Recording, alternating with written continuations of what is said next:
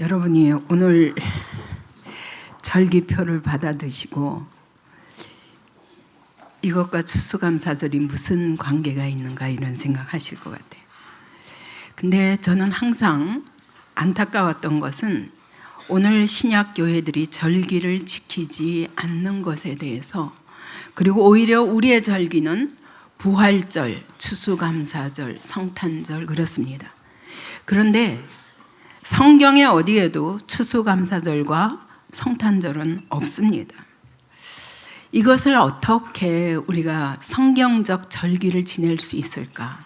근데 그렇게 하기에는 너무 모르는 게 많았어요. 왜냐하면 성경이 다 설명하시지 않기 때문에 정말 유대인들이 어떻게, 그들은 어쨌든 하나님이 시키시는 것은 그대로 하잖아요. 그래서 이 절기의 의미를, 하나님은 절기의 의미를 우리에게 놀랍게 계시해 주셨는데 이 속에서 우리가 붙잡지 못함으로 인해서 그리스도인들이 흘러 떠내려가는 신앙생활을 하지 않는가, 이것이 늘 안타까웠습니다. 그래서 제가 되도록이면 저에게 기회가 주어지면 여러분들에게 이 절기에 대해서 이제 내년부터는 정말 성경적 절기를 지냈으면 좋겠다, 그런 마음으로 제가 요즘 절기에 대한 공부를 좀 하고 있습니다. 여러분, 여기 오늘 레위기 23장 1절 2절에 보니까 뭐라고 말씀하시냐면, 자, 이것이 나의 절기들이다. 23장 안에 7절기가 나옵니다. 근데 이것을 가리켜서 유대인의 절기라 하지 아니하시고 나의 절기라고 말씀하십니다. 여호와의 절기들이다, 이렇게 말씀하십니다. 여러분, 이것은 하나님이 우리에게 정해주신 하나님의 시간표가 있다는 겁니다. 그러면서 말씀하시기를, 그럼 구약의 유대인들은 지켰지만 오늘 신약교회는 상관없습니다, 할 수 없습니다. 왜 그러냐면 23장 21절에 보니까 영원한 규례라고 하셨어요. 영원한 규례란 흔들릴 수 없어요. 언제까지? 주님 오시는 그날까지 이것은 계속 지켜야 한다고 말씀하시는 거예요. 그날에는 어떤 노동도 하지 말고 전심으로 이 날을 기념하라고 그러셨어요.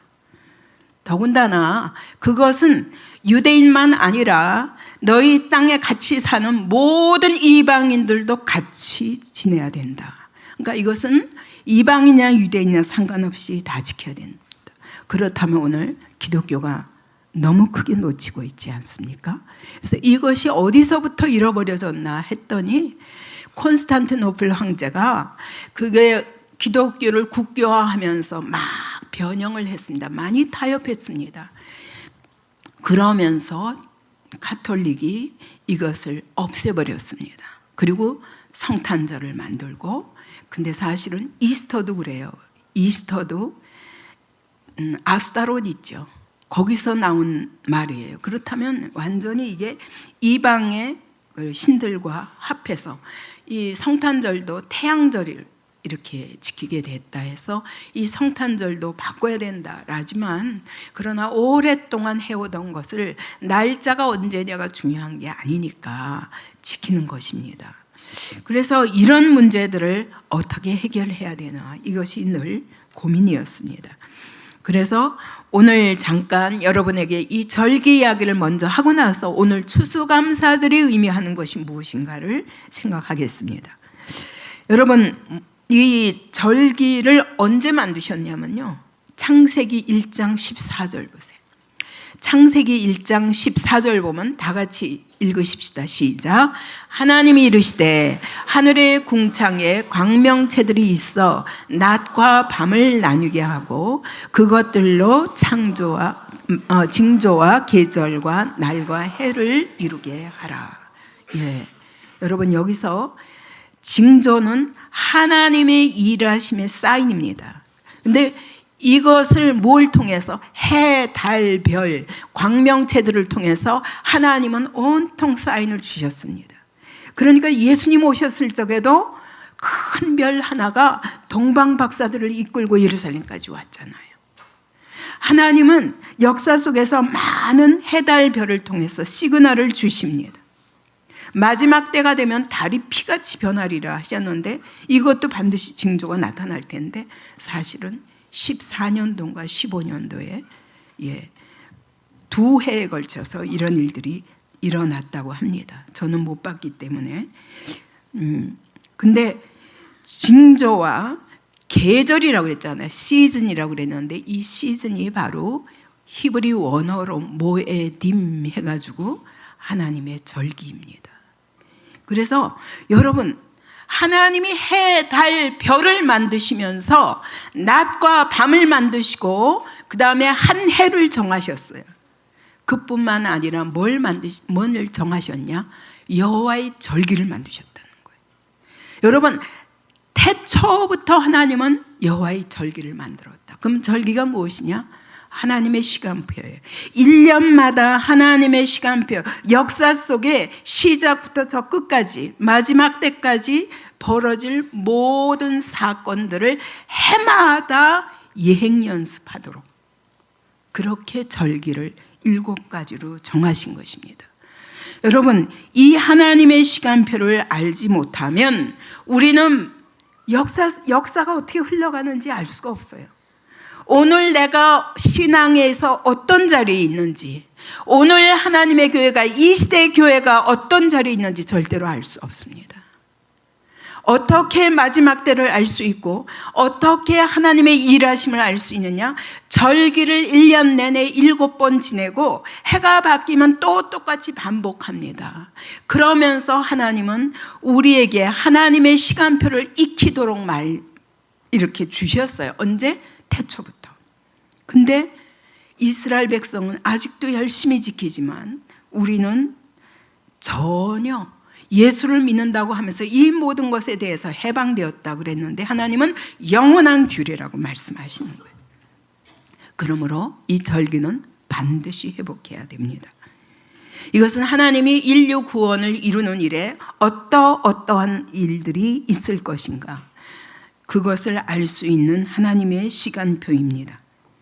여기에는 왜 중요하냐? 여기에 하나님의 계시적 메시지가 담겨 있기 때문에 그래요.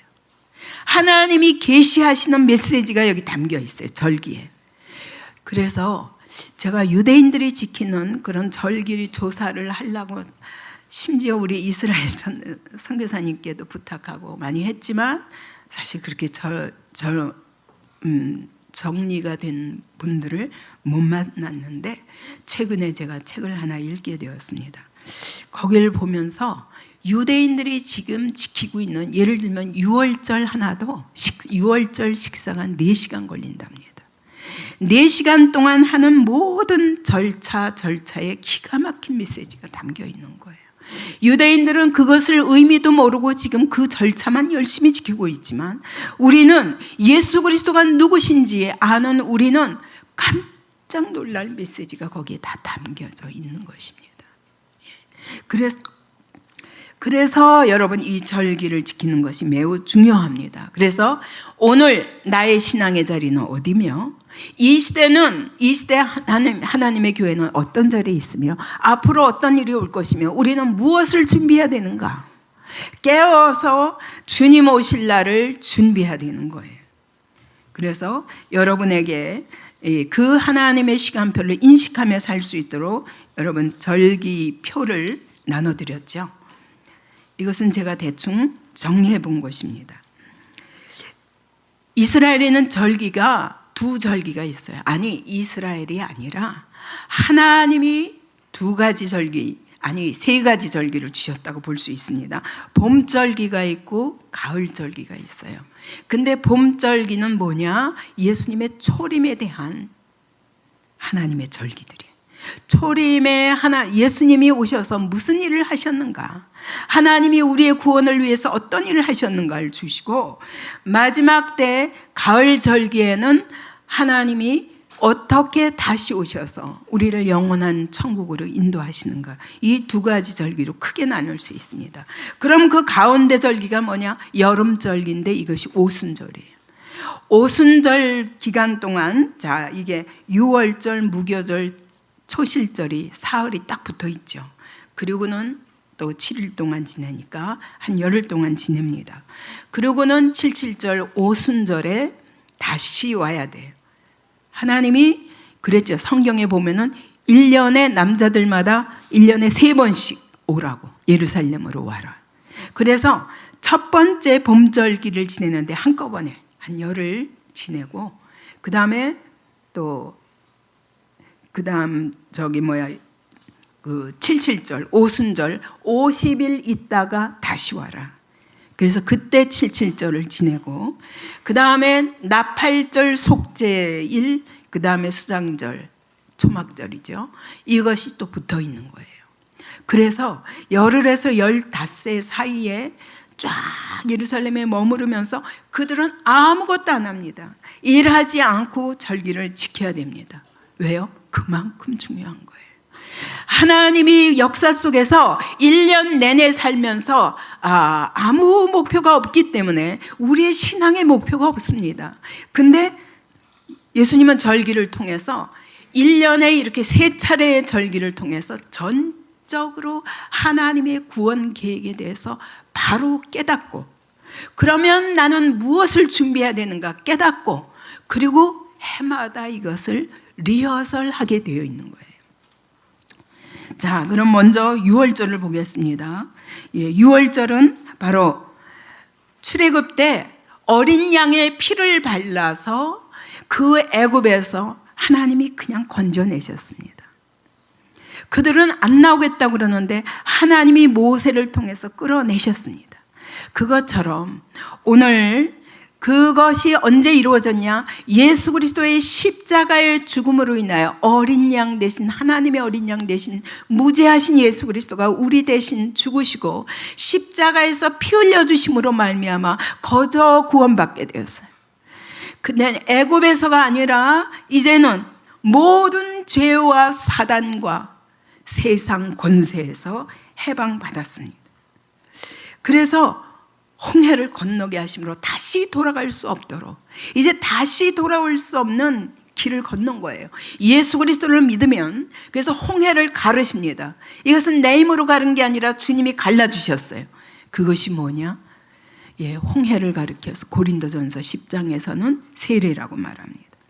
그래서 예수의 피로 우리 죄 사함 받고 그냥 장자재앙을 피할 수 없었던 우리가 장자재앙을 넘어왔어요. 그래서 사망에서 건짐을 받았습니다. 이때부터 이것이 끝이 아니라 무교절. 무교절 때, 이 무교절은 바로 그 6월절 다음 날이거든요. 6월절에 예수님이 우리 죄를 대신해서 피 흘려 죽으심으로 말미암아 어떻게 됐어요? 그분은 무덤 속에 들어가셔서 우리의 모든 죄와 저주를 다 끌어안고 무덤에 들어가셨어요. 음부에 내려가셨어요. 그래서 우리의 죄를 대신해서, 그분은 거룩하시기 때문에 죄가 없으신데 우리를 대신해서 모든 죄를 사해 주셨어요. 그래서 이 누룩은 뭐냐? 이 누룩은 죄예요. 죄가 끝장이 났어요. 그래서 6월절 밤이면은 온 집안을 돌아다니면서 집안의 누룩을 싹 없앱니다. 심지어 이렇게 부엌의 어느 구석에다가 숨겨놔도 아이들이 다니면서 다 찾아내야 돼요. 아버지는 이게 솔 같은 걸 가지고 이렇게 쓰는 거, 날개 깃 같은 거 가지고 다 누룩을 쓸어 담아요. 여기 찾았습니다. 그러면 아버지가 가서 그거 다 쓸어 담아요. 세마포 봉지에. 이 세마포는 예수님의 십자가예요. 완전히 십자가 안에서 해결되는 거예요. 그리고 여기에 여러 상징들이 있지만 이것은 시간이 짧아서 할 수가 없어요. 그래서 이 누룩을 집안에서 완전히 제거해야 돼요. 일주일 동안. 근데 성경은 여러분 하루가 1000년이라고 그랬잖아요. 그래서 이스라엘 백성들은 이 7000년 동안 예수님이 십자가에 못 박혀 죽으시고 여기서 사함받은 자들은 이 인류 역사를 7000년으로 보거든요. 그래서 전부 절기들이 7일이에요. 7000년이면 여러분 이제 이전에 한 2000년 AD 이전 BC가 또 그 후로 2000년 그러면 어떻게 되겠나 생각했어요. 그 전부터 아담 전부터 아브라함 때부터가 2000년이니까 그 전에 아담부터가 2000년이에요. 이제 다 마지막 때가 된 거죠. 그들은 그렇게 계산합니다. 어쨌든 이 인류 역사 동안 모든 죄를 다 깨끗하게 해야 돼요. 주님 오시는 그날까지 우리가 할 일은 깨끗한 삶, 거룩한 삶을 살아야 돼. 왜? 예수님이 십자가에 못 박혀 죽으셨기 때문에 이제는 더 이상 누룩을 허용하지 않아요. 믿는 사람들에게. 그리고는 그 다음날 예수님 부활하셨잖아요. 우리는 할 수 없지만 예수님이 부활의 첫 열매가 되셔서 모든 죽음의 권세를 깨트리고 일어나셨어요. 그래서 그분과 함께 우리도 부활할 것을 바라보게 됩니다. 우리의 힘으로가 아니라 예수님의 부활로 말미암아 우리도 부활 생명을 얻게 되었어요. 이 땅에 살지만 예수 믿는 자들은 부활이 약속되어 있습니다. 언제도 죽어도 주 안에서 죽는 것이기 때문에 부활할 것입니다. 그리고는 50일 만에 77절이 옵니다. 그때 무슨 일이 일어납니까? 이게 원래 구약의 77절은요 모세가 시내산에 부름받아서 올라갔어요. 거기서 율법을 받아온 날이에요. 그 율법을 받았지만 율법을 지킬 수가 없어요. 그게 이스라엘 백성들의 실패였잖아요. 그뿐만 아니라 오늘 우리도 마찬가지입니다. 아무리 예수님이 우리 대신 십자가에 못 박혀 죽으셨지만 여전히 나는 내 삶에 거룩한 삶을 살 수는 없습니다. 근데 50일 만에 하나님께서 같은 때에 오순절 절기에 하나님이 성령을 내려주신 거예요. 그래서 여러분 구약하고 신약을 비교해 보면 놀랍습니다. 하나님이 돌판에다가 율법을 주셨지만 그걸 지킬 수 없어 깨트려 버렸잖아요. 그죠? 그리고 또다시 받기는 했지만 여전히 지킬 수가 없었어요. 그래서 예레미야 때 하나님이 심판과 아울러 저 바벨론의 포로가 되었던 이 유대인들에게 말씀하시길 내가 새 언약을 주리라. 그래가지고 그 새 언약은 뭐냐? 돌판이 아니라 너희 마음의 신비에 내가 하나님의 법을 새겨주리라. 이것이 성령이에요. 그래서 이 77절에 율법도 받았고 그러나 율법을 지킬 수 없는 우리들을 위해서 하나님이 성령을 부어주신 거예요. 자, 이때부터 유대인에게서 시작된 복음이 이제 이방인에게로 흘러가기 시작합니다. 그래서 이 77절은 성령 강림과 함께 교회가 탄생하였고 교회가 복음을 온 땅에 전하기 시작해요. 그죠? 그래서 여기에 은혜 시대라고 표현했죠. 이 중간에 은혜 시대가 있습니다. 이때는 교회 시대예요. 교회가 성령의 권능을 받고 땅 끝까지 이르러 내 증인이 되리라. 이 사역을 하는 시간이에요. 그래서 이 초실절 때는 보리추수가 시작이 되거든요. 근데 77절 때는 밀추수가 시작이 돼요. 이 밀추수가 얼마 동안? 4개월 동안. 그래서 이 요한복음 4장을 보면 자, 4장 34절, 35절, 36절까지 한번 같이 읽겠습니다. 예수께서 이르시되 나의 양식은 나를 보내신 이의 뜻을 행하며 그의 일을 온전히 이루는 이것이니라. 이게 무슨 말이냐면 예수님의 제자들이 먹을 것을 사려고 나갔어요. 그러는 동안 사마리아 여인을 만났어요. 예수님이. 그래서 사마리아 여인에게 그분이 메시아인 것을 전하시게 됩니다. 그 여인이 물을 깃고 있으니까 내게 물 좀 다오. 그랬더니 아니 당신은 왜 유대인이면서 나한테 사마리아인 나에게 물을 구합니까? 예수님이 그때 하신 말씀이 내가 누군 줄 알았더라면 나는 네 배에서 생수의 강이 넘치게 하는 자다. 내가 주는 물은 목마르지 다시는 목마르지 않는 물이다. 그러면서 이 말씀을 전하시는 거예요. 그 여인이 5 남편이나 가진 자기의 모든 과거를 아는 이분이 과연 메시아구나 하고 그가 그리스도이심을 증거하자 그 복음을 받고 온 동네 가서 내가 메시아를 만났다 막 이러고 전했어요. 근데 제자들이 다시 왔어요. 34절에 나의 양식은 예수님 나 양식 안 먹어도 된다 하니까 아니 예수님 뭘 드셨나? 그랬어요. 그랬더니 예수님이 나의 양식은 나를 보내신 이의 뜻을 행하는 것이다. 그의 일을 온전히 이루는 것이다 라고 말씀하신 것처럼 자 너희는 넉 달이 지나야 추수할 때가 이르겠다 하지 아니하느냐? 그러나 나는 너희에게 이르노니 너희 눈을 들어 밭을 보라 희어져 추수하게 되었도다. 여러분 엉뚱한 소리를 하시는 것 같아요. 예수님 말씀하시기를 나의 양식은 밥 먹는 게 아니라 내가 육체의 배를 불리는 게 아니라 나는 아버지의 뜻을 이루는 것이니라. 여러분 오늘도 마찬가지입니다. 성령 받은 예수 믿고 성령 받은 우리들은 여러분 무엇을 먹을까 마실까 입을까를 위하여 염려하는 자들이 아니라 여러분 주님이 오늘 우리에게 맡기신 하나님의 뜻을 행하려 함이라. 그 기간이 얼마다? 넉 달이다. 그러므로 저기 얼마나 곡식이 희어서 추수하게 되었는가 못 보는 거예요. 아니 사마리아 땅에서 무슨 추수가. 근데 여러분 사마리아 영혼들도 다 구원받게 될 시간이 바로 이 교회 시대예요. 은혜 시대인 거예요. 그래서 예수님이 이걸 보여주시면서 자 여기서 이 가운데 있는 넉 달 이 기간이 바로 여러분 보리추수 밀추수 끝나고 영혼을 추수하는 시간이에요. 이것을 위하여 우리에게 성령 충만을 주셨다고 말씀하시는 거예요. 그러므로 여러분 오늘 우리 그리스도인들은 여러분 그냥 막연히 사는 자들이 아니에요.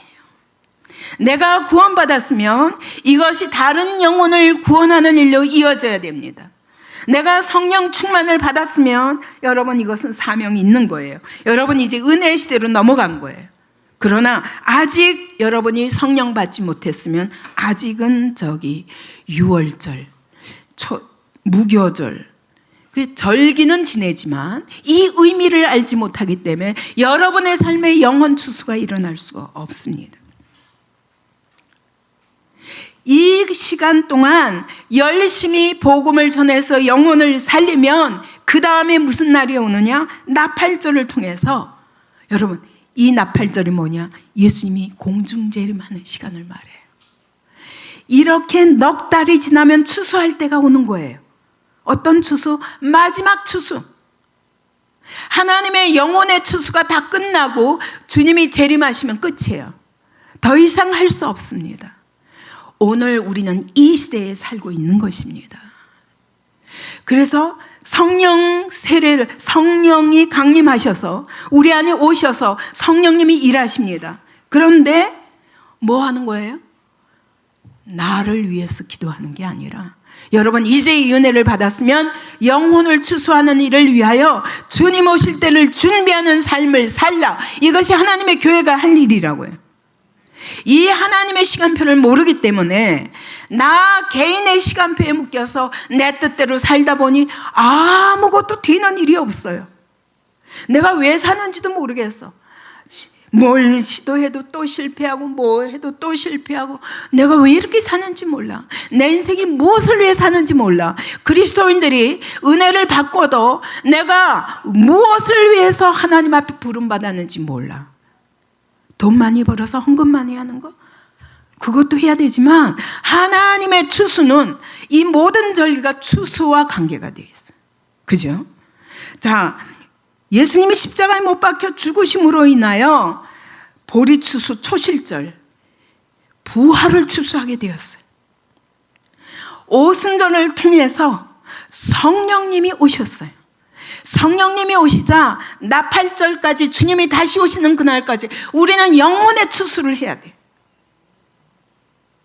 그리고 마지막 추수가 있는데 그게 가을의 추수인데 그건 나팔절부터 대속죄일까지 이 열흘 동안 포도를 거둡니다.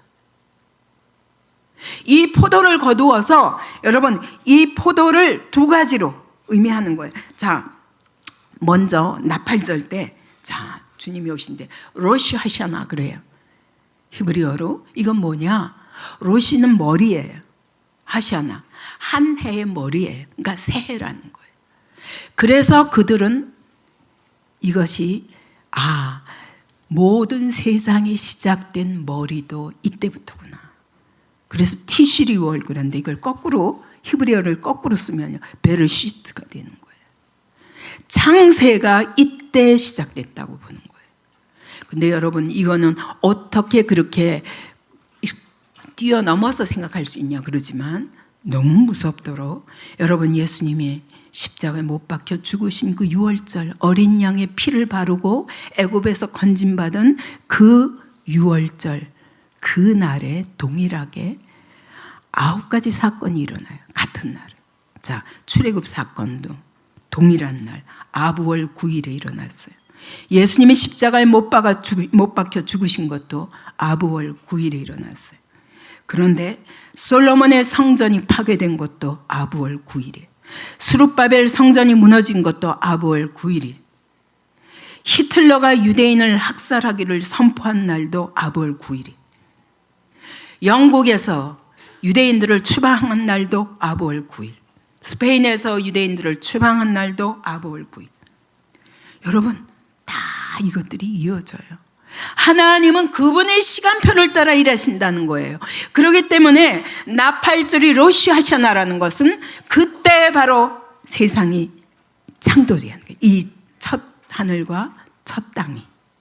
근데 나팔절 때 새 하늘과 새 땅이 시작되는 하나님 나라의 새로운 시작이 된다고, 새 창조가 이루어지는 때와 같은 때라고 보는 거예요. 그 일을 위하여 예수께서 왕이 되셔서 오시는 거예요. 왕으로 오시는 거예요. 그러면 그때는 자 나팔을 붑니다. 이때부터 나팔절부터 대속죄일까지 열흘 동안을 하루에 10번씩 나팔을 붑니다. 4가지 방법으로 붑니다. 그것이 뭐냐? 회개해라. 왕이 오셨다. 잠을 깨어라. 지금 막 왕이 왔다. 이러고 4번에 걸쳐서 매일매일 나팔을 붑니다. 여러분 이때 주님은 공중에 재림하셔요. 이때 자기 백성들을 다 불러 모으실 것입니다. 어린 양의 피를 바르고 깨끗함 받은 모든 자기 백성들은 불러 올리십니다. 그 열흘 동안 여러분 진짜 회개가 이루어져야 되는 거예요. 제가 작년인가 재작년인가 어떤 분이 올린 그 유대인이었던 것 같아요. 그 영상에 그 유튜브에 올린 영상을 보고 깜짝 놀란 게 자기가 나팔 소리를 들었다고, 그러면서 그걸 녹음했다고 라고까지 하는 걸 봤어요. 그게 실제인지 아닌지는 몰라요. 근데 주님 오실 때가 이렇게 가깝다는 걸 온 세계가 깨어 있어요. 왜냐?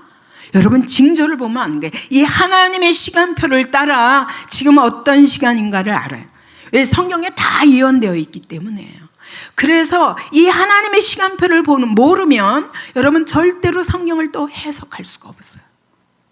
그래서 스가랴서를 보면 지금 얼마나 주님의 때가 가까운지를 알게 됩니다. 그러므로 이때 하나님께서 공중에 들어올리실 때 변화되어서 올라가는 사람들이 있고, 그래서 이것은 하늘에서 그러면서 공중 혼인잔치가 이루어집니다. 근데 이 땅에서는 하나님의 심판이 일어나는 거예요. 그래서 열흘 동안 포도를 막 거둡니다. 추수하는데 포도를 다 거두면 어떻게 하냐면 포도즙 틀에서 전부 밟아요. 밟아서 포도즙을 만드는데 이 포도즙이 2가지로 쓰이는 거예요. 한 가지는 뭐냐?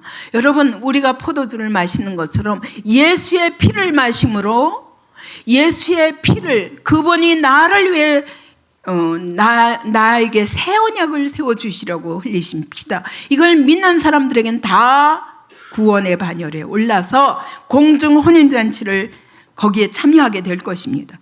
그러나 그렇지 않은 자들은 이 포도주를 밟듯 포도를 밟아서 짓 이기는 것처럼 모든 원수들을 하나님이 심판하시는 걸 말해요.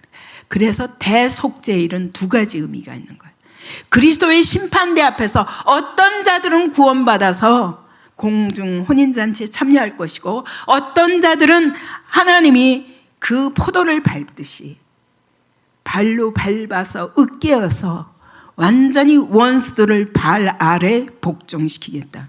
이게 주님의 완전한 승리를 말하는 거예요. 그러면 이것이 갈라지는 것입니다.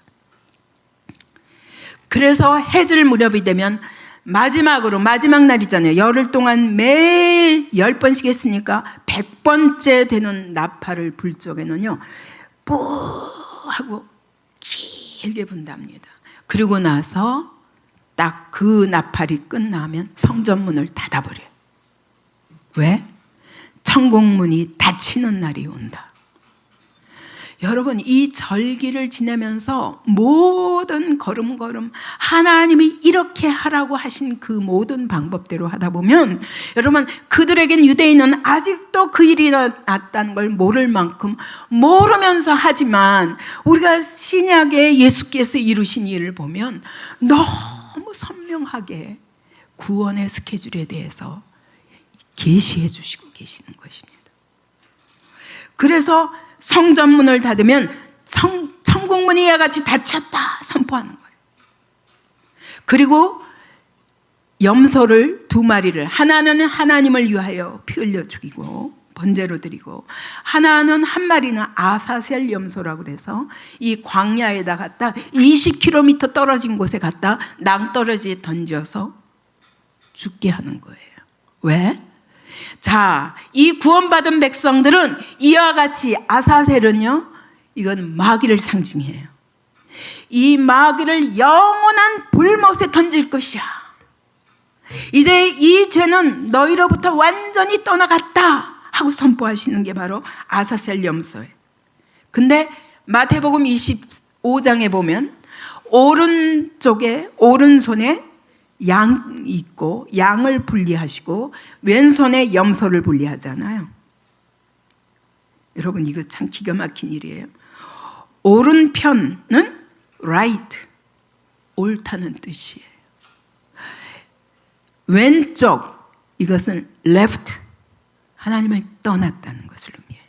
그래서 이 죄에 대해서, 하나님을 떠났던 모든 죄에 대해서 마귀와 함께, 네 마귀가 우리를 유혹했으니까 마귀와 함께 하나님의 영원한 불에 던지는 심판을 상징하는 거예요.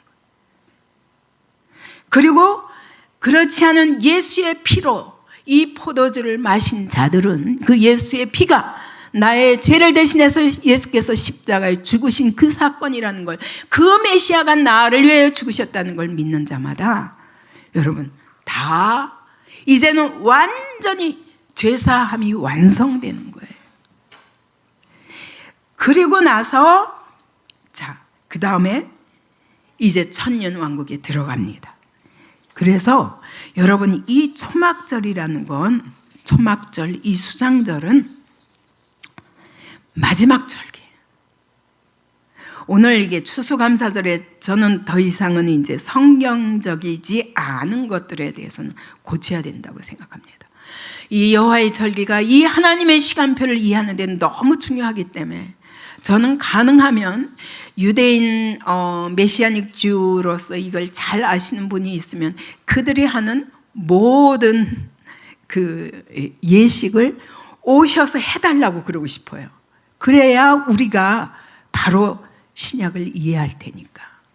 예, 그만큼 중요합니다. 근데 맨 마지막 절기니까 이때 그러면 하나님이 뭘 계시하고 싶으신가? 이 마지막 때, 사실 추수감사절 한 해 동안의 모든 추수가 끝난 거잖아요. 그죠? 39절에 보니까 그렇게 말씀하셨죠. 너희가 토지 소산 거두기를 마치거든. 그래서 7째 달 15째 날부터 1회 동안 여호와의 절기를 지켜서 안식하라 그랬거든요. 이게 이제 초막절이에요. 그리고 수장절이에요. 1년 동안에 보리, 밀, 그 다음에 포도, 여러 과일, 모든 것들을 다 창고에 들여놓고 그 다음에 이 추수하게 하신 하나님 앞에 감사하고, 마치 이스라엘 백성이 광야길에서 정말 아무것도 없었을 때, 그때도 하나님이 만나로 먹이시고 반석에서 물을 내시며 그 광야길을 40년 동안 통과하게 하셨던 하나님이 이제는 가나안 땅에 들어와서 말할 수 없는 축복 가운데 하나님의 구원을 기뻐하는 자리에 놓인다는 거예요. 그러니까 여러분, 추수감사절이 의미하는 것은 한 해 동안 이렇게 돈 많이 벌어서 이렇게 편안하게 하셔서 감사합니다, 그게 아니에요. 그게 아니라 마지막 때 우리가 천국에 들어갈 때 천국의 창고에다가 우리의 모든 추수를 넣어야 돼요. 그러면 여러분, 그 천국 창고에 보리를 넣을까요? 밀을 넣을까요? 포도를 넣을까요? 뭘 넣습니까? 이 여호와의 절기의 모든 핵심은 영혼의 추수에 있는 것입니다.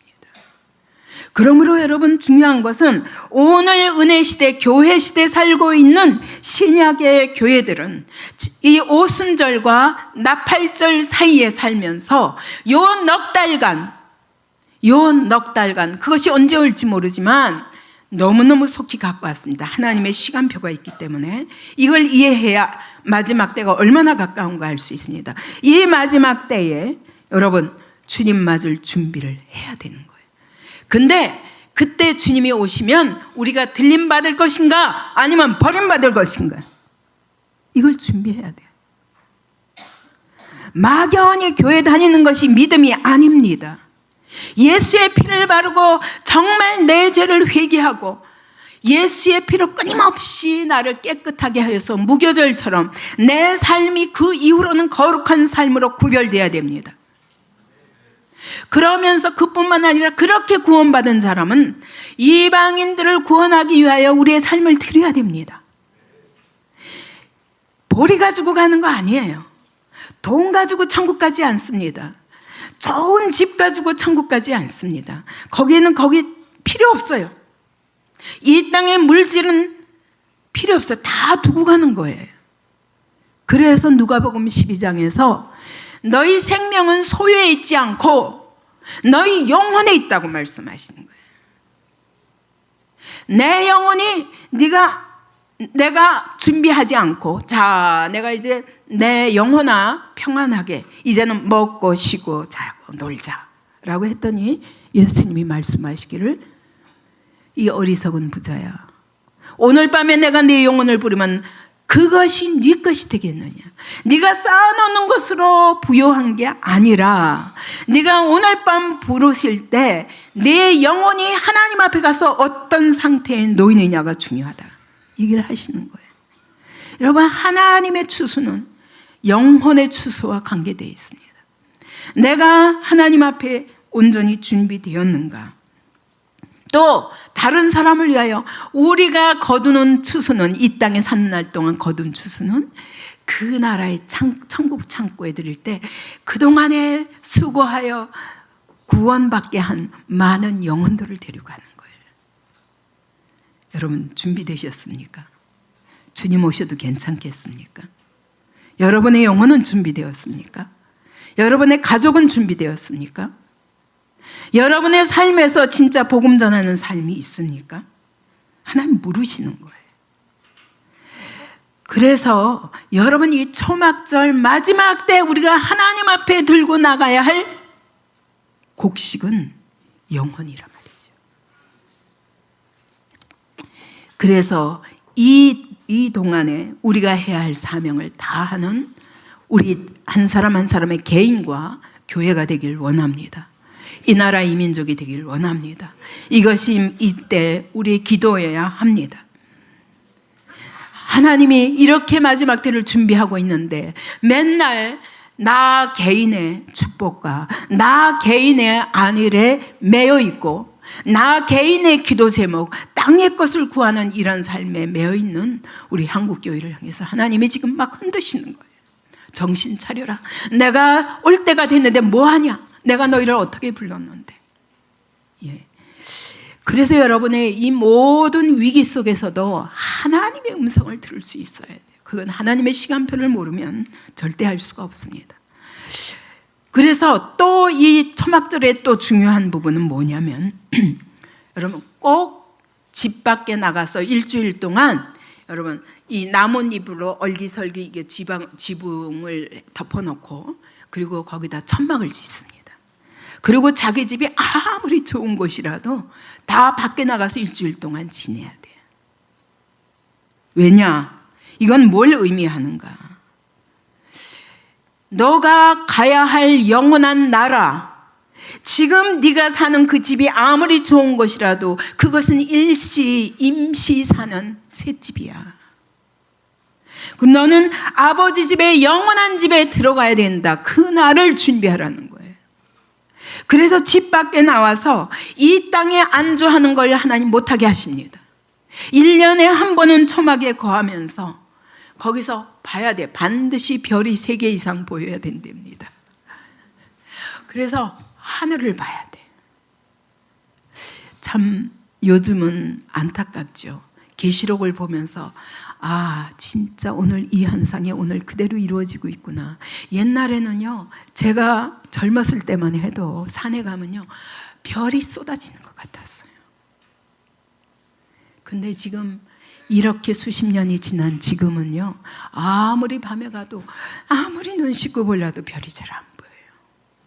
분명히 제 한가운데 여러분 하늘이 다 뿌옇고 뭐 달 해의 3분의 1이 어떻게 되고 달의 3분의 1이었다고 별의 3분의 1이 딴 게 아니에요. 이제 그런 것도 심지어 대낮에도 미세먼지 때문에 뿌옇게 보이죠. 여러분 이런 삶을 살면서도 마지막 때가 가까이 오지 않았다고 생각한다면 어리석은 자입니다. 하나님이 자 여기는 영원한 집이 아니야. 임시 살다가 네가 가야 할 영원한 집 저 하나님 나라를 바라봐. 아멘. 여러분 추수감사절 때 한 해 동안 이렇게 축복해 주셔서 감사합니다가 아니에요. 그게 아니라 영원한 나라를 준비해라. 이 땅은 영원한 곳이 아니야. 그들은 여기 나뭇가지로 얼기설기해서 별이 다 보이게 해요. 그래서 이스라엘 사람들이 전통 유대인들은 아파트를 지어도요 우리가 이렇게 안 지어요.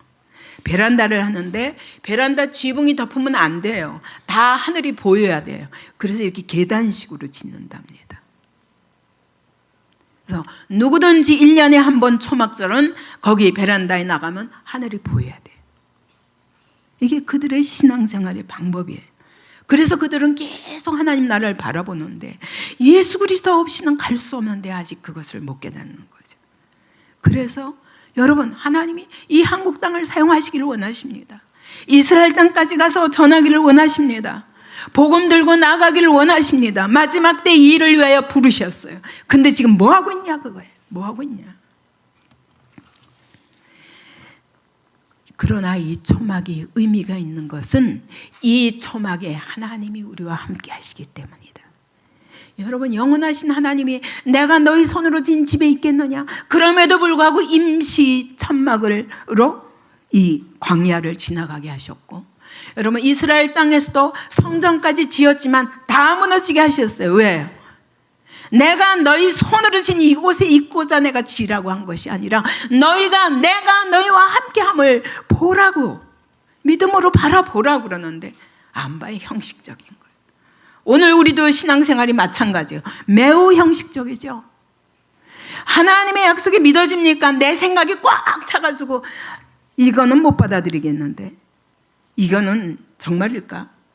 끊임없이 의심하면서 여러분 그런데 어떻게 하나님이 일하심이 보일 수 있어요? 이 땅에 사는 날 동안 하나님의 일하심이 보여야 합니다.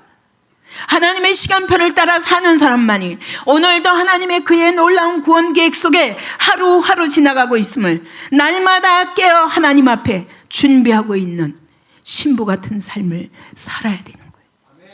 그렇지 않으면 보이지 않는 것입니다. 그리고 이렇게 임시로 살면서 우리가 해야 할 일이 넉 달의 추수기간을 주었으니 복음을 전하라. 그 얘기예요. 성령 충만을 주십니다. 여러분, 복음 전하기 위해서 성령 충만을 구하면 반드시 주십니다. 왜요? 그것이 하나님의 구원 역사를 운행하시는, 아직도 끝장을 안 내시는 하나님의 목적이기 때문에 그렇습니다. 하나님과 함께 일하시는 자 되시기 바랍니다. 나 개인의 자기 시간표에 묶여서 하나님의 시간표를 인식하지 않고 이렇게 살다 보니 기독교가 점점 세속화되는 것입니다. 목표가 없어요. 여러분의 나라, 여러분의 최고의 최종 목적지가 천국이 맞습니까? 여러분의 최종 목적지가 부활이 맞습니까? 이 땅이 더 좋지 않아요? 이런 신앙생활에서 벗어나야 합니다. 그래서 여러분, 이 넉 달 동안의 추수기간을 위해서 하나님께서 우리에게 깨어있으라고 하시면서, 그러면서 이 절기 때마다 가을철이면 집 밖에 나와서 일주일 동안 살면서, 그렇지, 저 하늘이 내가 가야 할 영원한 곳이지. 아브라함도 그렇게 살았어요. 자기는 거할 바도 알지 못하지만 하나님이 인도하신 대로 나그네 삶을 살았습니다. 그러나 그가 바라본 한 성이 있는데 그것은 하나님이 지으실 영원한 성, 그 성을 바라보고 땅에서 보인 건 아니었어요. 그리고 끝까지 승리했습니다. 예수님도 심지어 이 땅에 잠시 거하셨어요. 그래서 말씀의 육신이 되어 우리 가운데 거하심에, 이 거하심의 이 단어가 천막을 치다예요. 예수님이 이 땅에 그 몸으로 오신 것도 천막이라고 하셨어요. 하나님의 아들이 이 땅에 오신 것도 천막인데, 여러분, 이 썩어질 육체가 사는 이 땅의 삶이 내 육체가 뭐겠어요? 여러분, 임시 거하는 장막집이라고 말했어요. 고린도후서 5장에 보면 우리 겉사람은 날마다 후패한다고 그랬어요.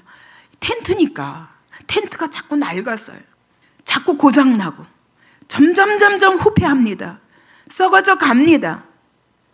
죽음을 향하여.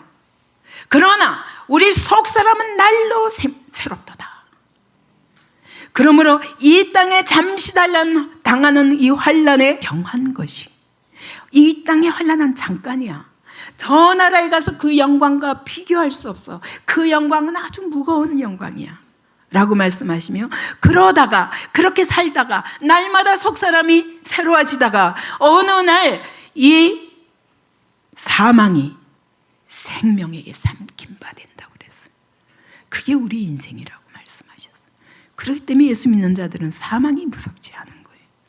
그래야 여러분 영원한 나라를 바라보고 살지, 이 땅을 줄구장창 여기에다 소망을 두고 이 땅에다 내 모든 시간과 정력을 다 낭비하며 산다면 여러분의 마지막이 어찌 될지, 여러분 한번 이 하나님의 시간표와 함께 여러분 자신을, 내가 있는 자리가 지금 어딘가, 내가 있는 자리가 어딘가 점검하시기 바랍니다. 주님이 곧 오실 것입니다. 그래서 자, 이렇게 구원받은 백성들은 어떻게 했어요? 자, 이게 발로 완전히 포도즙을 밟듯 그렇게 하나님 밟아버리신 영혼과 여기서 건짐받아 예수의 피로 말미암아 아무 값 없이 구원받은 자는 어떻게 했어요? 얼마나 기쁘겠어요. 그죠? 우리가 들림 받아서 공중 혼인잔치에 가서 예수님을 만날 때 얼마나 기쁘겠어요. 그 기쁨이 바로 추수감사절에 오늘 우리가 기뻐해야 할 기쁨입니다. 그러므로 여러분, 저 과일을 주렁주렁 넣는 것도 그렇게밖에 표현할 수 없어서 그런 것이지, 여러분 그 과일이 우리를 영원하게 살게 하지 않고 우리 돈이 우리를 영원하게 살게 하는 것이 아니란 말이죠. 그래서 막 기뻐하며 이때는 이 축제를 드리는데 첫째 날 해야 되는 것이 무엇이냐? 40절 40절 한번 읽어보죠. 같이 시작. 첫날에는 너희가 아름다운 실과와 종려나무 가지와 무성한 나무 가지와 신의 버들을 취하여 너희의 하나님 여호와 앞에서 이래 동안 즐거워할 것이라. 여러분 이상하죠. 이게 4가지 식물을 막 흔들라는 거예요. 어떤 분들은 이게 이스라엘 사방 땅에서 걷어온 그런 식물이라고 얘기합니다. 근데 그것을 더 넓게 비춰보면, 온 세계에 확장해보면 온 세계 곳곳에서 열방, 사방, 땅은 사방이잖아요. 동서남북 각지에서 다 불러 모은 영혼들이, 다양한 민족들이 다 같이 모여서 같이 흔들고 기뻐한다는 거예요, 천국에서.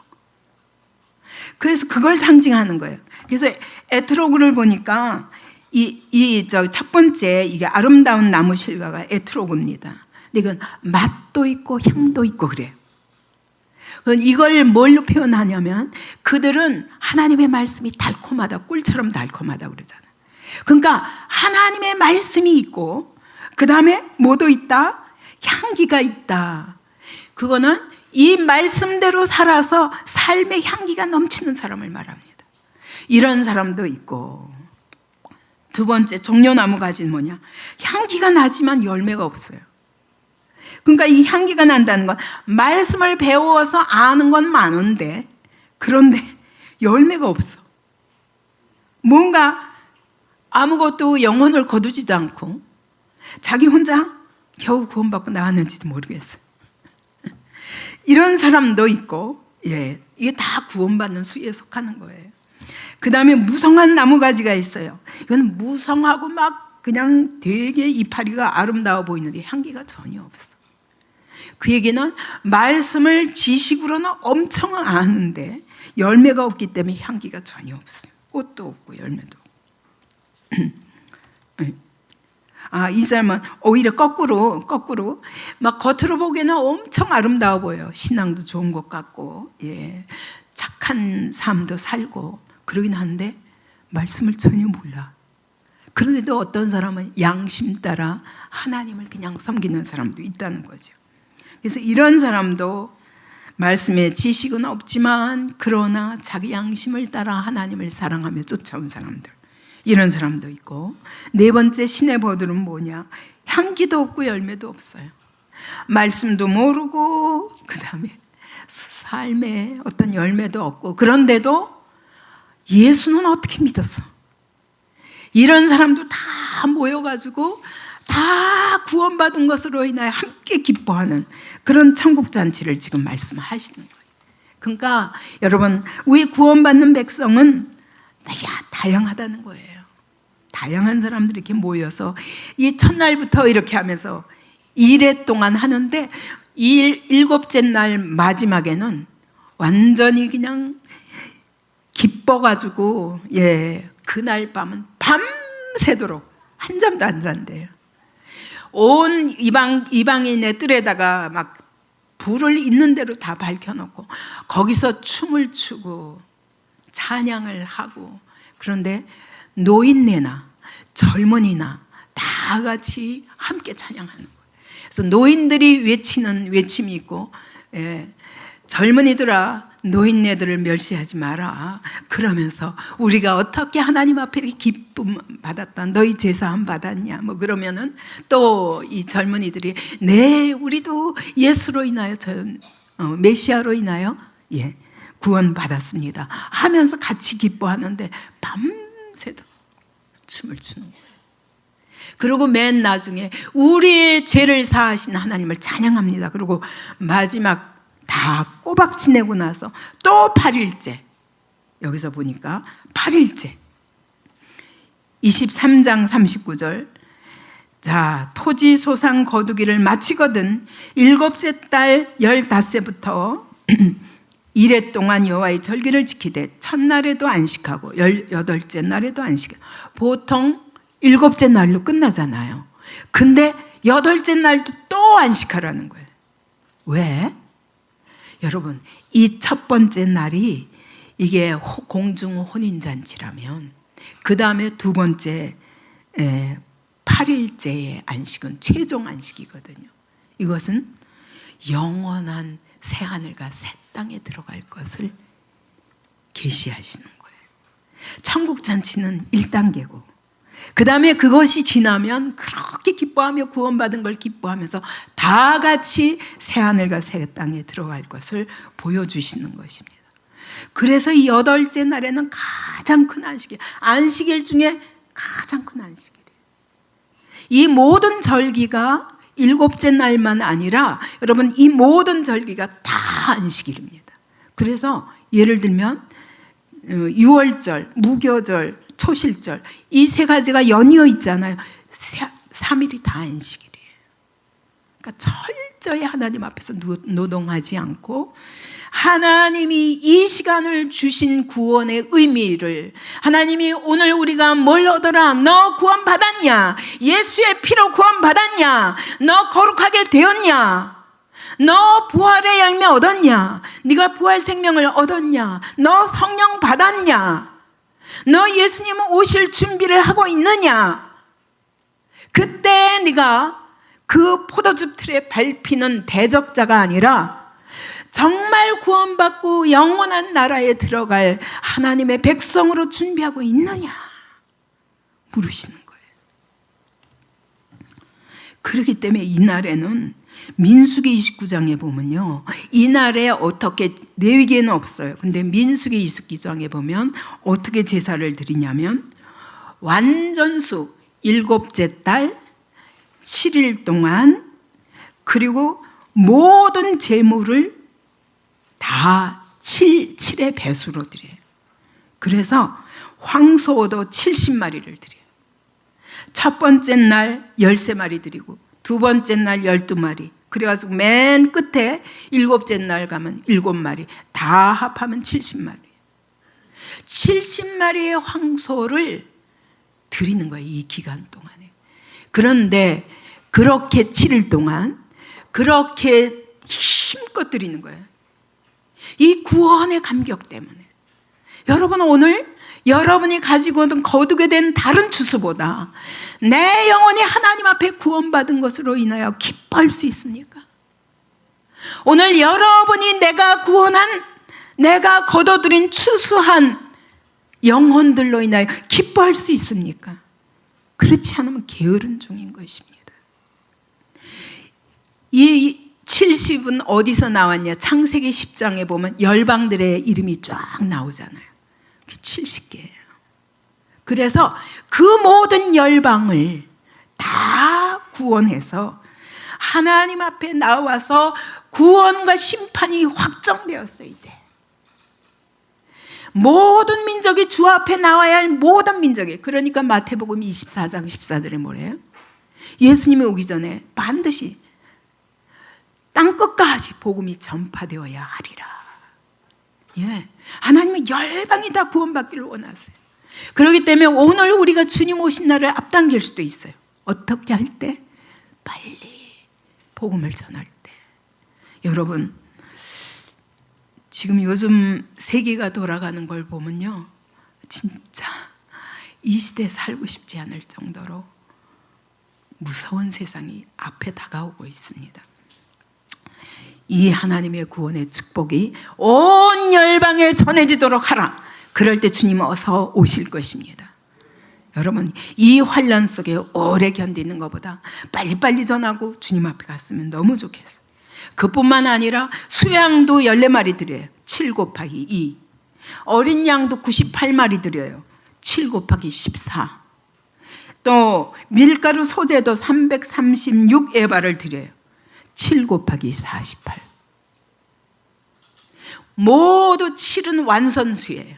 그 나라는, 영원한 나라는 완전한 나라예요. 그 나라에서 우리가 누리게 될 기쁨은 완전한 기쁨이에요.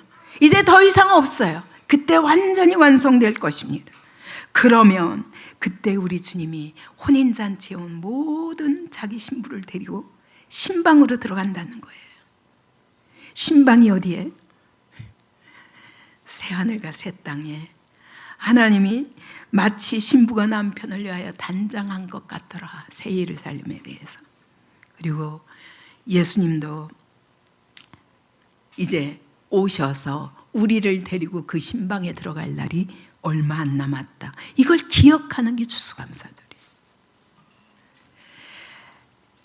여러분, 놀랍게도 자, 이 추수감사절, 초막절, 우리 성경 원어로 그대로 합시다. 초막절, 수장절은 창고에, 천국 창고에 드렸다고 그래서 수장절이고, 장막절, 초막절은 이 땅은 텐트라고, 텐트의 삶이라고. 그래서 이 땅에다 소망 안 두고 그 영원한 나라에다 소망 둔다는 그 고백을 하는 거예요. 솔로몬 성전도 무너졌어요. 왜요? 텐트였거든요. 근데 그 성전이 세워진 것도 초막절에 완성되었어요. 왜?